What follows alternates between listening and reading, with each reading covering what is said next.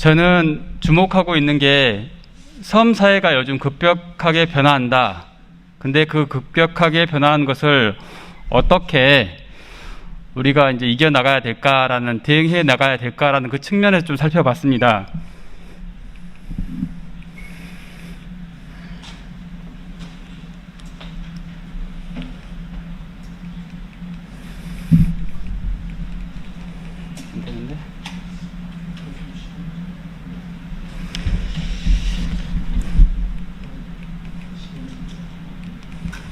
이거 넘겨라, 그냥. 이 다음 슬라이드 넘겨주십시오.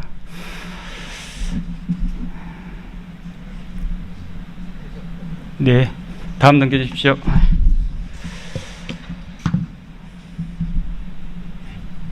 다음. 먼저 제가 얘기하고 싶은 게 변화하는 섬, 특히 이제 섬에 대한 현황과 특징에 대해 살펴보겠습니다. 앞서 저희가 기조 발표에서 강 원장님께서 이렇게 말씀하셨는데, 섬의 인식과 중요성은 이렇게 시대별로 변화하고 있고, 또한 그 가치 또한 최근에 지정학적 측면, 생태적 측면, 문화적 가치, 또 산업 경제적 가치와 또 정주적 가치까지 이렇게 높아지고 있다라는 상황을 설명하겠습니다. 다음.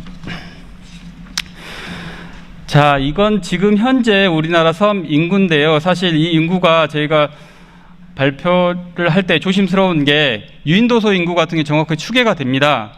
제가 갖고 온 자료가 행안부 내부 자료를 2020년도 말 기준으로 해서 464개가 지금 현재 있습니다. 그에 비해서 이제 무인도소인데요. 무인도소에 대한 기준 자체가 법적으로도 좀 애매한 입장이다 보니까 현재 뭐 해수부에서는 2,879개라 하는데, 앞으로 섬진흥원이 설립될 경우에 이런 공식적인 섬 기준에 대한 것도 논의가 필요하고 그런 상황으로 보여집니다. 현재 그렇게 한다면 3,343여 개가 되는 전국의 섬들이 있는데요.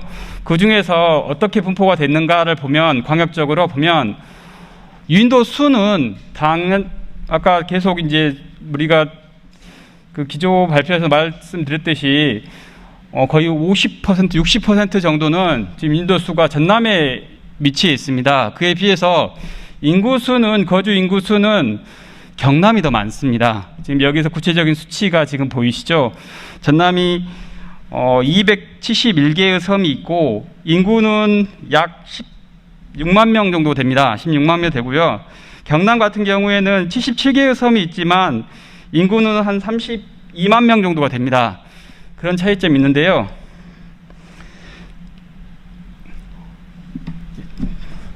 자, 이러한 섬들의 특징을 좀 살펴보겠습니다.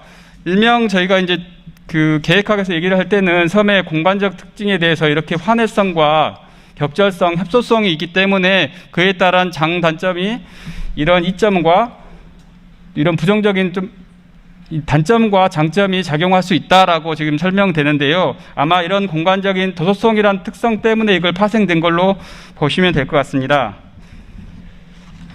자, 급격히 변하는 섬 사회에 대해서 저희 연구단이 지금 계속 고민하고 있는 게, 3년 동안 고민하고 있는 게 이런 6가지 측면에서 지금 인구 감소부터 시작해서 해역의 재편까지 이런 과정들이 지금의 섬다움과 또 섬의 정체성을 혼란시키고 또 무인도화를 나타내는 원인이 된다라는 건데, 제가 오늘 말씀드리고 싶은 것은 인구 감소와 기후변화, 연륙연도 견설이라는 측면에서 좀 설명드리겠습니다.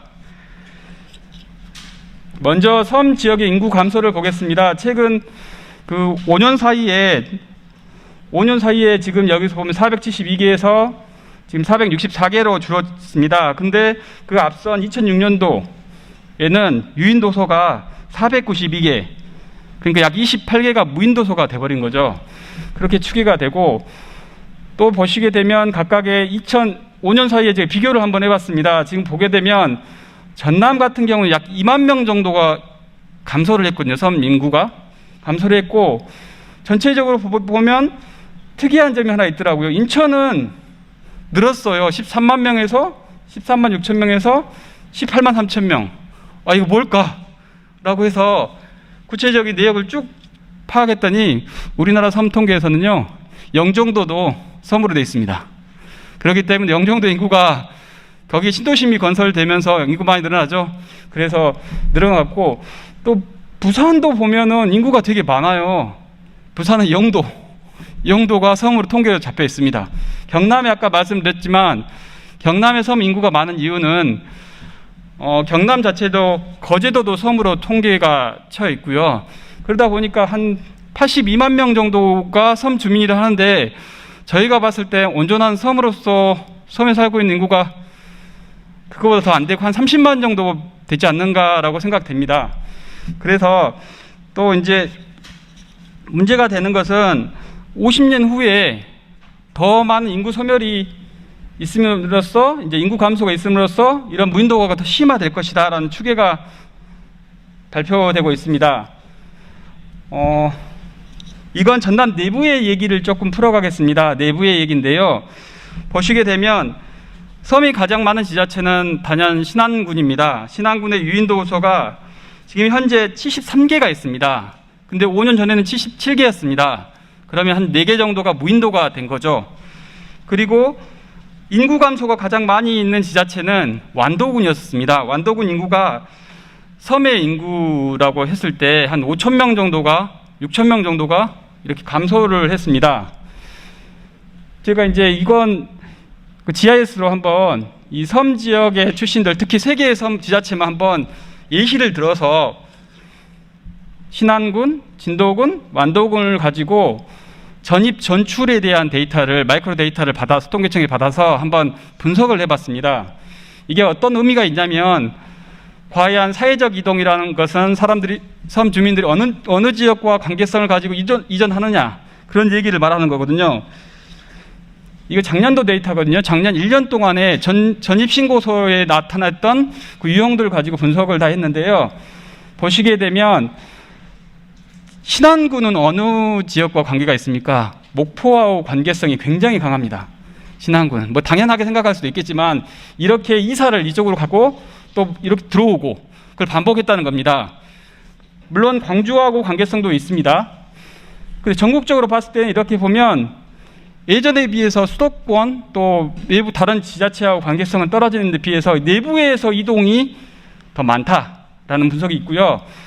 또 재밌는 것은 진도 같은 경우는 지정학적 위치일 수도 있겠지만, 진도는 목포하고 관계성도 있지만 또 광주하고 관계성, 이게 보이시죠? 선의 굵기가 이동량입니다. 인구 이동의 양을 나타내거든요. 그에 비해서 완도는요, 예전에 저희가 항로가 목포항에서 출발했을 때는 목포 관계성이 강했었는데, 지금 자체는 광주 우전 쪽인 삶이 굉장히 많습니다. 이 두께를 보십시오. 지금 현재 이 데이터를 보여드리고요. 그리고 이제 이건 앞으로 이제 이 세 개의 지자체가 앞으로 인구가 어떻게 될 것인가를 인구 추계를 한 표입니다. 인구 피라미드를 나타내고 있는데요. 지금 현재 2017년 기준으로 했을 때 이런 인구 피라미드가 나타났는데, 이때도 지금도 고령화가 심합니다. 근데 앞으로 37년이 되게 되면 완전하게 고령화가 심화가 되는 지금 상태를 보여주고 있습니다. 고령화가 심화된다는 것은 뭐냐면, 이 속도는 도시에 비해서 훨씬 더 빠르거든요. 근데 고령자의 비율이 높아지면은 그만큼 마을 기능을 유지하기가 굉장히 힘듭니다. 그럼 결국은 국가가 그 마을 기능을 유지할 수 있도록 국가 시스템이 지원해야 된다는 측면이거든요. 여러분들의 세금이 들어가야 된다는 측면입니다. 그리고 이 데이터는 제가 최근에 전출입 데이터를 가지고 한번 전남과 또 전남의 섬 지역에서 어떠한 이유 때문에 전입과 전출이 있었는가를 분석을 했습니다. 전입자는요, 보시게 되면 전입자의 주 원인은 전남 같은 경우에는 주택이라는 주택 구입이나 그런 매매 같은 거 형태를 통해서 한 30%가 이전을 했는데요. 약 24만 명이 이동했는데 거기서 30%입니다. 그 다음에 직업군, 가족 직업군, 이런 식으로 가는데요. 섬 지역의 전입자는 다릅니다. 직업이라는 부분이 크고, 그 다음에 가족, 이렇게 주택은 별 의미가 없습니다. 그런 것은 전출자의 데이터도 거의 비슷한 맥락으로서 전개가 됩니다. 순서가 됩니다. 그래서 이제 예전에는 우리가 많이 지금 작년도 데이터만 가지고 분석했기 때문에 이런 결과가 나왔을지 모르겠지만 예전에는 아마 이 그 섬 지역에서 경제적 활동을 찾아서 외부로 유출되는 인원들이 더 많았을 거라고 생각이 됩니다. 이것은 앞으로 제가 한 번 더 분석을 한번 단위별로 10년 단위를 해볼 생각입니다. 자, 이제 이렇게 섬의 인구가 이렇게 계속 줄어들고 하는 현상인데요. 결국은 그런 과정 속에서 인구가 소멸되게 되면 전체적으로 그 지역 사회가 유지될 수가 없는 환경이 되겠죠. 자, 각각의 이제 지역별로 볼 때 도시라는 지역에서 인구 소멸 지수는 굉장히 1.2밖에 안 됐으니까 굉장히 좋습니다. 괜찮습니다. 근데 그에 비해서 섬 지역은 0.2가 된다는 것은 엄청나게 소멸 지수도 높다는 겁니다. 그래서 이런 악순환이 계속 반복되는 거죠. 결국은 경제 일자리가 감소하게 되고 취약한 공공 서비스, 고령화, 진입 장벽 문제가 계속 발생하게 됩니다. 제가 이제 걱정하고 많은 사람들이 걱정하게 된 것은 인구가 소멸된다, 무인도가 된다라는 것, 이런 구조가 형성될 것 같습니다. 가장 큰 것은 해역 이용의 범위가 축소된다는 겁니다. 그렇게 될 경우에 지금 여기가 보게 되면 실제적으로 충남권에서 섬 지역을 위시로 해서 유인도가 있는 섬 지역을 위시로 해서 해역을 이용하는 범위가 밀도를 나타낸 거고요. 잘 보이실지 모르겠습니다. 근데 무인도가 되면은 해역 이용 자체를 거의 안 한다는 데이터가 나옵니다. 그 뜻은 해역의 공동화가 발생하게 되면 해양 안보의 문제, 또 불법 행위에 대한 감시나 해양 사고에 대한 그런 문제, 또 자연재해에 대응할 수 있는, 신속한 대응할 수 있는 체계가 부족하다. 그래서 어떻게 보면 섬의 사람들이 삶으로써 국가 사무를 대신해서 하고 있는 이런 상태를 보여주고 있습니다. 자, 그 다음에 문제는 이제 기후변화의 문제입니다. 이제 기후변화의 문제는 섬 사람들이 아마 그 대항력이 굉장히 약한 상태가 될 수가 있을 것 같습니다. 도시라는 것은 자본이 집적된 공간이다 보니까 그 모든 것을 방어할 수 있는 능력은 섬이나 농촌에 비해서 강합니다. 그에 비해서 섬 지역은 약한데요. 특히 해수면 상승에 대한 문제가 큽니다.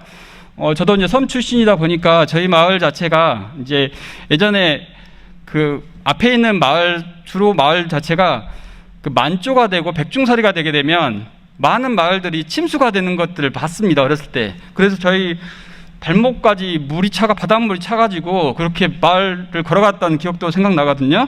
그런 것처럼 앞으로 해수면 상승 문제는 더 클 것이다. 그리고 태풍도 더 강태풍들이 이 섬을 위시로 해서 쭉 다가가는 노선들을 보여주고 있습니다. 그리고 또 이런 침수 예상 지역이라고 하는 것을 데이터를 시뮬레이션을 해보니까 앞으로 100년 후에, 90년 후에는 이렇게 연안 지역에, 섬 지역을 포함한 연안 지역들이 이렇게 침수가 엄청나게 많이 될 것이다라는 데이터도 보여주고 있습니다. 또 해양 쓰레기 문제가 있죠. 이렇게 발생하죠.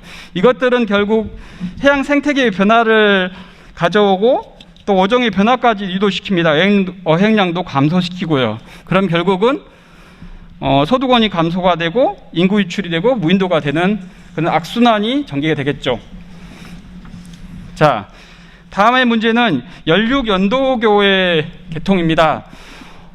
지금 보시게 되면 최근 들어서 연륙연도교가 급격하게 늘어나고 있습니다. 지금 제가 2019년도 말 기준으로 해서 통계를 뽑았는데요. 최근 얼마 전까지 또 카운트를 해보니까 5개, 6개가 더 늘어났더라고요. 그러니까 117개가 이렇게 섬을 끼는 다리들이 생긴다는 겁니다.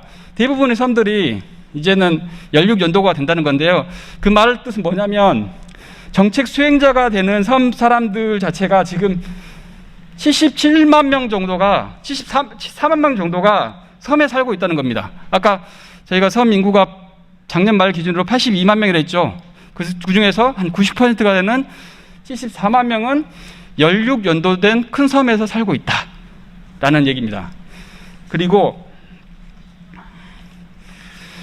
이렇게 연륙연도가 된다는 것 자체는 그만큼 섬 사회가 많이 변화를 겪게 되거든요. 특히 이제 배라는 교통수단을 통해서 이렇게 육지와 섬과 섬을 이었는데 이제는 차라는 교통수단을 통해서 이렇게 왕래가 되다 보니까 많은 사람들의 그 삶의 변화가 많이 이루어질 겁니다. 자, 우리나라 국민들은 약 90% 인구가 섬에 관광하러 간다고 합니다. 근데 이 관광을 통해서 아마 연륙연도가 되면 더 많은 관광객들이 유입됩니다. 우린 경험적으로 천사대교 개통된 이후로 많은 사람들이 예전에 방문하지 못했던 곳들을 들어가게 됩니다. 그러면서 지금은 뭐 경제적 윤택함을 관광을 통해서 있을 거라는 환상 속에서 있지만 실제적으로 이제 교통 체증이 나타나고 또 관광객들에게 받는 스트레스가 굉장히 많이 발생하면서 이러한 신문 기사가 나왔더라고요. 최근에는 이런 신문 기사인데 제가 빨간 줄로 그었는데, 다리를 통해 섬으로 들어온 여행자는 당일치기로 잠깐 머물다 다시 섬을 빠져나갔다. 정신을 차리고 보니 남은 것은 매연과 쓰레기 그리고 부쩍 오른 땅값일 뿐이다. 주민들이 도시의 마트로 장을 보러 다니고 시작하면서 섬 내의 작은 가게들은 없어졌다. 사라지게 문을 닫게 됐다. 그런 현상들, 또 이제 섬이라는 것은 연륙 연도가 10년 되고 난 다음에 10년 이상 지나게 되면 도서개발 사업의 대상으로 제외됩니다. 그러면은 국비가 이렇게 섬의 개발 사업, 발전 사업을 할 때 국비가 이렇게 부족하게 되는 거죠. 자, 또 가장 큰 문제는 섬 사람들이 이렇게 연륙 연도가 되게 되면 이제 공간의 인식 자체를, 과거에는 섬과 바다의 의존적인 삶을 많이 살았다면 지금은 연륙이 되게 될 경우에는 육지 중심적인 사고가 굉장히 강해됩니다. 그러면서 섬의 정체성이 혼돈하게 됩니다. 자, 이러한 현황들을 제가 보여주면서 과연 어떻게 그러면 이런 큰 급격한 변화 속에서 이겨나가야 될까라고 했는데, 제가 리질리언스라는 개념을 가져왔습니다. 이게 여러 분야에서 많이 전개가 되고 있는데, 번역하게 되면 탄력성, 복원력, 탄력 복원력, 회복 탄력성, 회복력, 이런 식으로 번역을 하는데, 결국은 이런 상태가 되는 거죠. 이렇게 눌렀을 때, 충격이 있을 때 다시 복원하는 힘, 이걸 말하는데, 저는 이걸 단순하게 이렇게 하는 게 탄력성을 얘기하고 싶은 게 아니라, 이 과정 속에 대응을 하고 또 회복하고 적응하는 과정 속에서 그 지역 사회가 변한다. 학습화된 과정에서 변하고 사회혁신이 나타난다. 그래서 그 총체적인 것을 리질리언스라고 표현하면 좋겠다라고 생각합니다. 지금은 이제 섬 발전의 방향을 먼저 설명드리자면, 섬 개발, 지금 개발보다는요, 이제 섬 재생이라는 개념을 많이 이제 최근 들어서 많이 쓰고 있는 것 같습니다. 예전에 개발 방식은 행정기관을 주도로 했습니다. 주민은 굉장히 소외됐죠. 그 다음에 수건 사업 위주로 했고 대규모 시설 사업이었습니다. 남성적인 사업, 또 민자 유치 사업이 강하게 됐고, 가장 큰 문제는 강 건너 불구경이라는 문제가 심화됐다는 겁니다. 주민들 자체가 내 집 앞에 있는 쓰레기도 행정이 와서 치워라, 그런 상황이 됐는데요. 이러한 개념들이 이제 이렇게 변화가 되고 있습니다. 이제 앞으로는 소규모 사업 위주로 가야 되고, 섬에서 필요한 사업을 주민이 발굴하고 운영하는 방식으로 돼야 된다. 또 해당 섬만이 가지고 있는 풍경과 문화, 먹거리를 가지고 이걸 가지고 뭔가를 해야 된다. 또 더하고 보태고 가꾸는 스토리텔링이 돼야 된다. 지역 맥락에 맞게 경제 구조가 변화돼야 된다. 이런 건데, 이러한 개념 속에 가지는 과정 속에서 중요한 것은 리질리언스가 있는 섬 사회가 되도록 해야 된다. 단순히 처방적인 정책이 아니라 지속 가능성이란 것을 고려해서 정책을 구상해야 되고, 또 공유 기반의 섬 사람들 삶 방식을 회복할 수 있도록 만들어줘야 된다. 그래서 이제 이런 리질리언스라는 개념을 갖고 왔는데, 방금 지속 가능성에 대해 설명드렸는데, 사실은 지속 가능성이란 단계를 가기 위해서 리질리언스가 필요한 거고, 또 위기 관리가 필요한 겁니다. 위기 관리는 단기적인 현상입니다. 단기적으로 어떤 문제가 발생하면 그걸 바로 복구하는 형태. 그건데 리질리언스는 학습화된 과정 속에서 나타나는 거다 보니까 이것들이 조금 더 순환하고 대응하면서 중장기적으로 대응하면서 결국은 지속 가능성을 지향하는 개념이거든요. 그림으로 보면 이게 일반적인 회복력 관점에서 리질리언스입니다. 다시 돌아오는 피점으로 돌아오는 관점. 근데 약간 이 리질리언스는 저는 지금 섬의 날도 무한대라는 개념인데, 그거 비슷하게 적응 순환 이론을 봤을 때 이렇게 과정 속에서 다시 원점으로 돌아오면서 이걸 반복하면서 그 지역사회가 내성이 강화된다는 그런 개념입니다. 자, 다시 한번 설명드리면 기존의 개발 방식 같은 경우에는 이런 형태였습니다. 결국은 목표가 뭐였습니까? 공공사업을 주도했는데 공공사업들이 결국은 이런 것들, 편리나 경제성을 제공하는 데 초점을 맞췄습니다. 근데 그게 아니라 이제 리지언스 관점에서 선재생 사업을 하게 될 경우에는 지역사회 조직과 자원의 구조가 변화하면서 지속적으로 대응하고 적응하는 그 일련의 과정들, 사회 시스템들, 그런 것들이 필요한다. 그래서 이걸 조금 도식화해 보면 이런 개념들이 좀 나오거든요. 이 X축과 Y축이 봤을 때 X축 자체는 지역사회가 요구하는 목표와 자원 구조, 그 다음에 Y축은 지역사회의 형태, 지역사회의 능력을 나타내는 겁니다. 이렇게 Y축이 있는데요. 처음에 조직화가 되고 그 과정 속에서 성장을 하고 또 다시 안정화되고 각각의 목표별 단계별로 지역사회마다 다른 형태가 될 겁니다. 그 단계를 좀 진단해서 각각의 그 단계에 있는 마을들에게 처방전이 다 틀리게 됩니다. 그런 처방전에 맞게 해야 된다라는 것을 플랜을 이렇게 제시하고 있습니다. 그리고 이제 세 번째는 기후변화에 대한 문제. 특히 아까 말씀드렸죠. 이제 이렇게 해수면 상승에 따라서 이제 앞으로 그 어촌 마을들 이런 어촌 호황 재생 사업을 함에 있어서도 좀 포커스를 맞춰야 되는 게 단순하게 지금 새로운 건축할 때 진짜 몇 년 뒤를 못 보거든요. 그냥 이쁘게만 지으면 끝난다. 단순히 근시안적으로 바라보는데 그게 아니고 앞으로는 조금 더 이런 기후 재난에 대해 대비할 수 있도록 건물 1, 2층은 침수 피해를 보지 않는 구조로 좀 만드는 것. 뉴욕시 같은 경우에는 실제적으로 그런 걸 대비해서 1층에 조금 더 단차를 올려서 하는 구조도 많이 나오고 있더라고요. 그리고 이 정책 설계자의 역할 자체도 이제는 향후 언젠가가 아니라 현재 계획 사업에부터 예측 가능한 변화에 대해서 대응책이 마련될 수 있도록 정책 설계자의 역할도 필요하다라는 개념입니다. 조금은 이제 단기적으로 봤을 때 가장 우리 섬 사회가 추구해야 될 것은 공동체 역량을 어떻게 강화할 건데요. 그런 개념을 봤을 때는 그 완벽한 대안이라고 할 수 없지만 지금으로서는 사회경제 조직을 좀 더 활성화시킬 수 있도록 마을 공동체를 어떻게 기업화하느냐, 그게 가장 좋을 것 같고, 국가에서는 섬 지역의 생활 SOS에 대한 국가 최저 기준을 마련해 줘야 되고, 거점 보건소나 설치나 긴급 이송체를 구축해야 된다. 그리고 섬 복지 출연, 복지가 여러 가지가 있을 것 같은데 최근에는 경남 쪽에서 이런 제안이 나더라고요.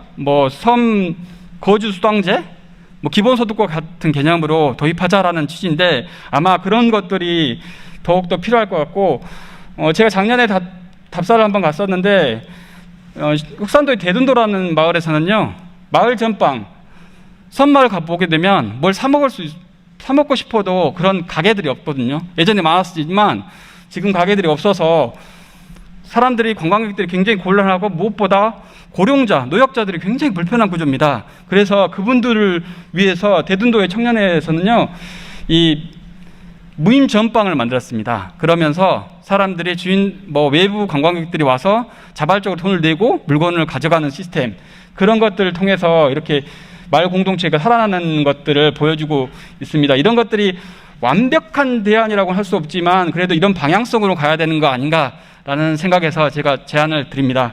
이상으로 발표 마치도록 하겠습니다. 감사합니다.